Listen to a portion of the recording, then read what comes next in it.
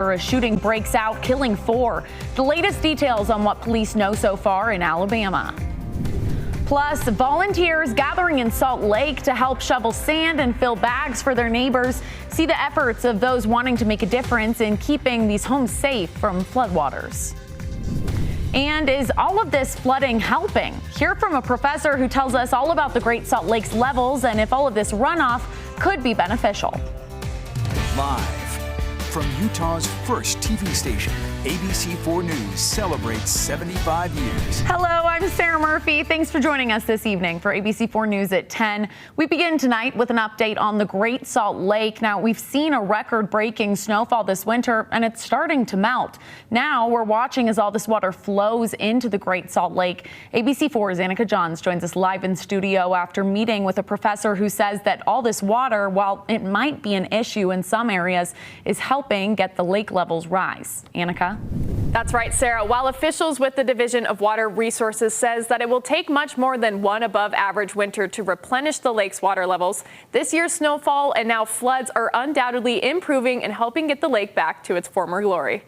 Last year, the Great Salt Lake was in a dire situation. You know, last fall, the lake was at its all-time low level. So we were looking at 2/3 of the lake bed being exposed. But after a winter full of record-breaking snowfall, the future of the lake just got a whole lot brighter. The snowpack this year has been amazing. I mean, a real godsend. The Division of Water Resources says that the lake has already risen 3 feet since last November, and with the ongoing runoff and snowmelt, that number is expected to increase.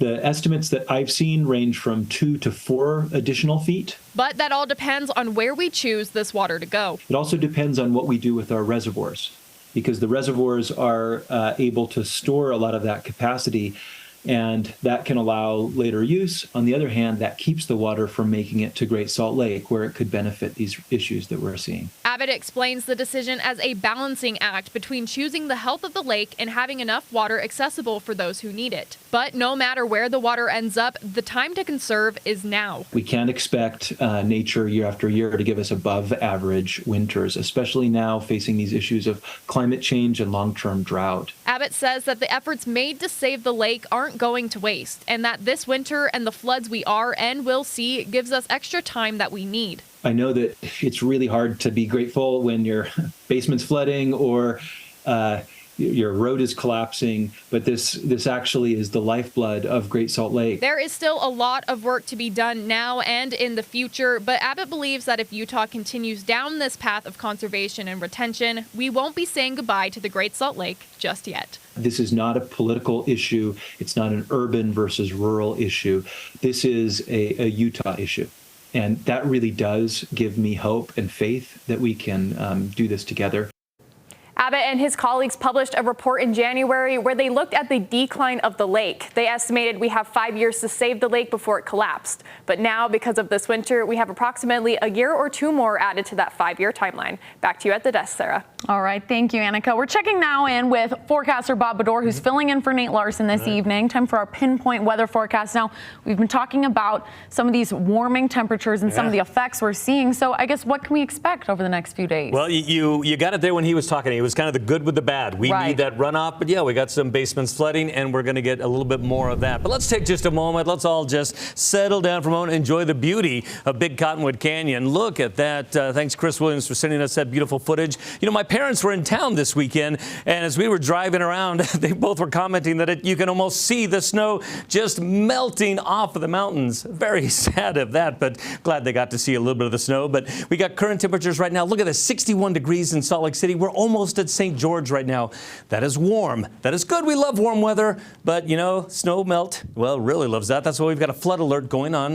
This is a flood advisory, going to be going on until Wednesday, because we're going to see flood possibilities rise up a little bit. You can see this was back when we were at 83. We've got a couple more peaks coming up. I'll tell you about them and when you can expect more flooding in my full forecast. Back to you. All right. Thank you, Bob. Now in Salt Lake County, with more potential flooding on the horizon, you can find sandbag filling stations around Salt Lake. Today at Sugar House Park at the Big Field, volunteers came together to help fill sandbags for anyone who might need them. We spoke to a few of these helpers who told us why they were happy to see so many people using their weekend to help out.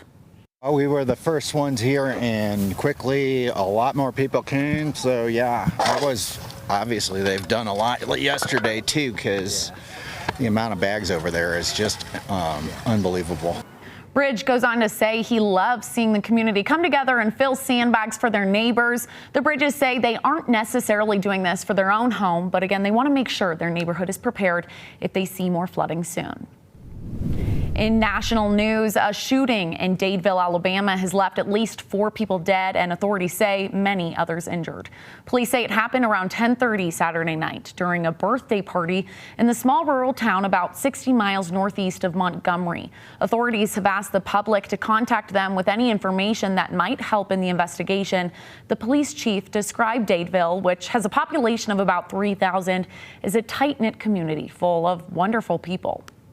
I ask you to please keep our community in your prayers. I ask you to keep my police department in your prayers. And I also ask each of you, please do not let this moment define what you think about the city of Dadeville and our fine people. The White House says President Biden has been briefed on the shooting and has been in touch with local officials and law enforcement to offer support. It's a time of reflection. This weekend, we're recognizing the 10-year anniversary of the Boston Marathon bombing.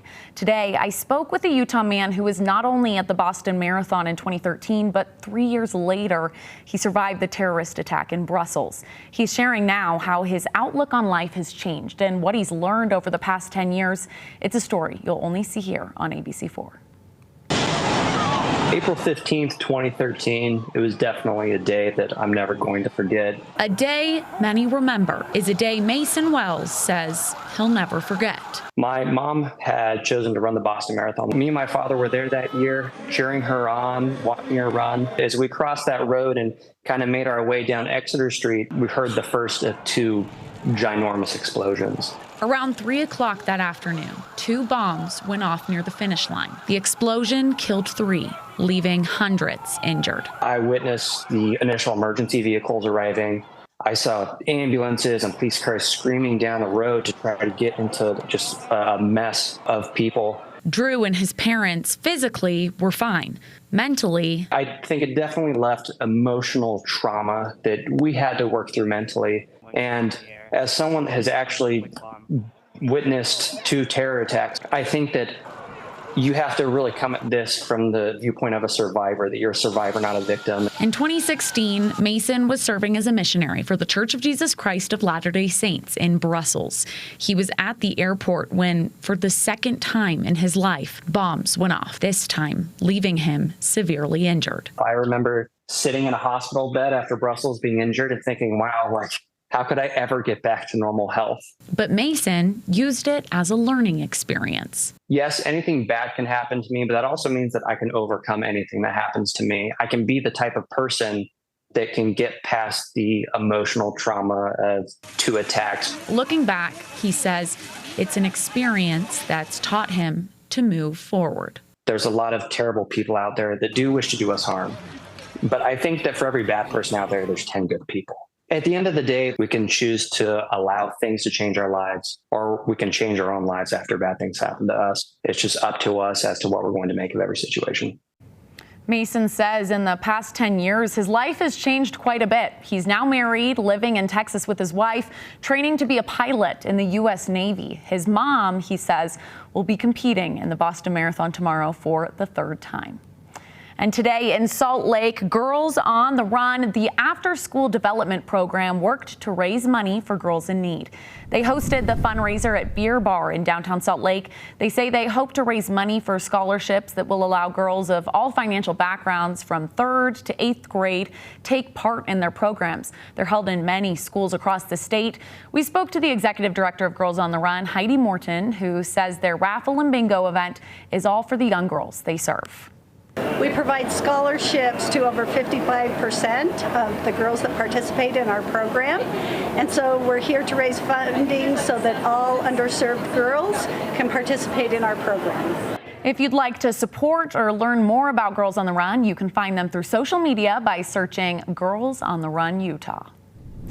In an update today, if the construction on eastbound I-80 has put a damper on your commute, we have some good news. The Utah Department of Transportation sharing on their Twitter, their construction wrapped up early, and as of 8 o'clock this evening, all lanes on I-80 are now open. You can check out this time lapse they shared on social media. It shows the work crews have put into sliding a new bridge onto 13th East. That's why it was closed. UDOT initially saying I-80 would be closed until tomorrow morning, but again, they finished early. Coming up here on ABC4 News at 10, we're coming up on tax day this week, and Craig Worth takes us back to how they were filed over 100 years ago. Stick with us after the break for Worth Watching. Plus, what's news to you matters